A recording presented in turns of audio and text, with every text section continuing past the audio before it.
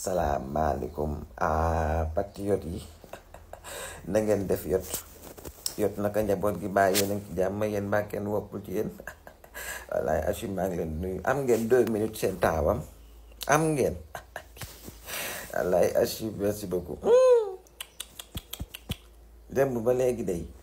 dafa am patriote yu may envoyé ay message di mu partager ay vidéo di ma wax nañu tontul ñu Sidi Fall mooy waaj yi ngeen gis nga xam ne day def liggéey bu am solo ci TikTok bi vraiment di def ay vidéo yoo xam ne day ànd ak non seulement benn cohérence bu incroyable mais aussi day ànd ak pertinence en tout cas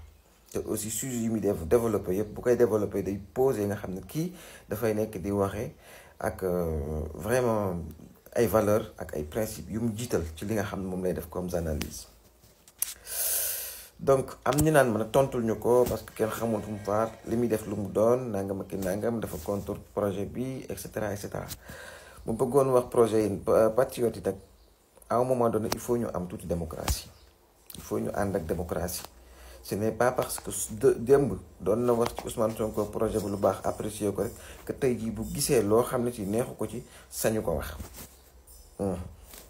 parce que sûrement vidéo bi mu def ne mburoog soow nangam ak nangam Karim Wade xam nga man tey jii bu Karim Wade ñëwee rejoindre la coalition Diomaye président moi je le prends positivement je dis alhamdoulilah on a au moins un électorat de plus te am ko moo gën ñàkk ko dama ci ban positivement laa koy jëlee alors que moom il a le droit d'interpréter autrement de wax que ne entre système ak système peut-être buñ jaxasoowee mën na indi problème entre système mën nañ infiltrer mën nañ infecter nangam mën na ko gisee noonu en tout cas il faut ñu ànd ak démocratie quand on est en politique.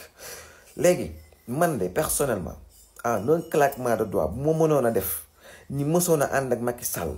ñoom ñëpp retourner gëm projet bi comme man ni ma ko gëmee ma def ko tout de suite du ma ci xaar dara bu ma mënoon a def ñi gën a bañ mag Sonko ci àdduna bi.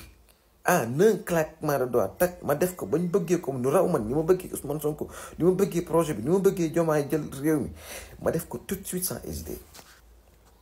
parce que pour moi ça change rien moom peut-être dans ses analyses mënul nangu ku mel ne Abdou Mbow retourné di jàppale Ousmane Sonko alors que moi dama jàpp na lu war a mën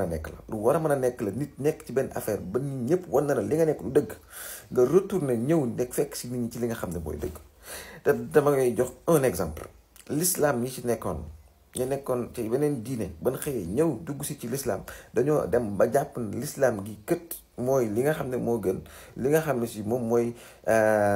diine gi yonent bi sallallahu alayhi wa sallam di gën ngi mbindeef indi ñoom ñu ñëw tënku ci l'islam mais ñëwuñu pour waa l'islam tënku ci ñoom Karim Wade bu ñëwee jàppale si li nga xam ne mooy projet bi nekkul na dañoo ñëw pour infecter wala pour yàq wala pour wane na ñii kat mën nañoo ànd ak ñëpp mais dañoo jàpp na dañoo ñëw parce que adhéré nañ idée bi parce que idée bi bañ koy woo bañ ko projet bi ba ko Ousmane Sonko di taxawal ak ñoom Diomaye waxuñu ne dañoo am benn cible de personne dañoo cible Sénégalais yëpp bëgg a def le tout pour que Sénégalais yëpp gëm ko xam ko nangu ko boobu ba léegi ci liggéey def liggéey bu am solo bu ñu demee ba gis ñi nga xam dañoo amoon seeni propre projet amoon seeni propre idée dem ba ne ok comme ñun demuñ ci élection kat dañuy tànn idée bi nga xam ne moo gën ci réew mi projet bi gën ci réew mi ñëw adhéré ci amul ci Sénégal kenn ko am droit naan leen loolu dëgg du yoon mais nag may nañ en démocratie dañ nekk ku nekk nga joxe sa interprétation xalaatee ko nu mu la neex ku nekk nga joxe sa interprétation gisee ko nu mu la neex boo gisee ne danger la nga wax que ne danger la boo gisee ne luy wàññi ay valeur wala ay principe Pastef la nga wax ko ku ci nekk la nu mu la neex sa nga ko interpréter noonu voilà man tey jii je lance un appel solennel à tous ces jeunes yi nga xam dañoo nekkoon àndoon ak Macky Sall te seen loxo set damay joxe un exemple man ku ci mel ne tey jii bu ma mënoon def le tout ba ci ku mel ne ci ministre yi sax kan laay jël Amadou Hott bu ma mënoon a def le tout ba mu ñëw adhéré ci projet bi dama koy def ak yeneen nit yoo xam ne ay nit lañ nekk di def ay missions yu incroyable yu extraordinaire ci réew mi ci nekkoon ci gouvernement Macky Sall seen loxo set wecc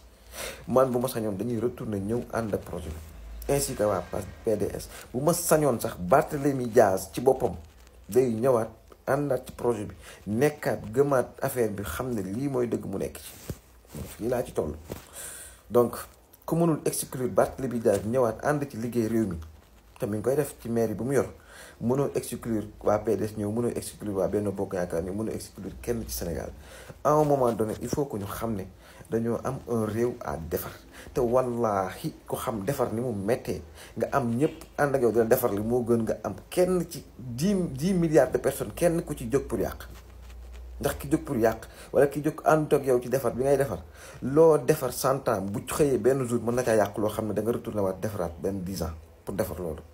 donc il faut à un moment donné ñu xam les enjeux xam ne vraiment réew mi li koy defar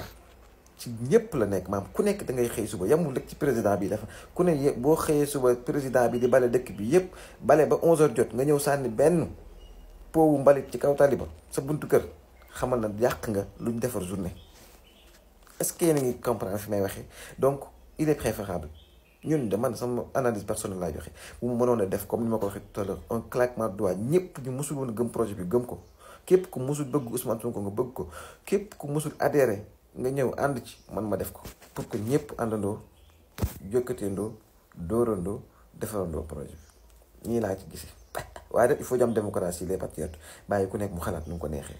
kii moom vraiment liggéey bi muy def liggéey bu am solo ci réew mi muy Sidi Fall donc man bokk sentiru man ci Pastef la bokk mais xam naa ne li muy def pour Sénégal moo tax mu koy def te bés moo ko gis muy développé ci ay sujets yoo xam ne dëgg taxul mu koy développé voilà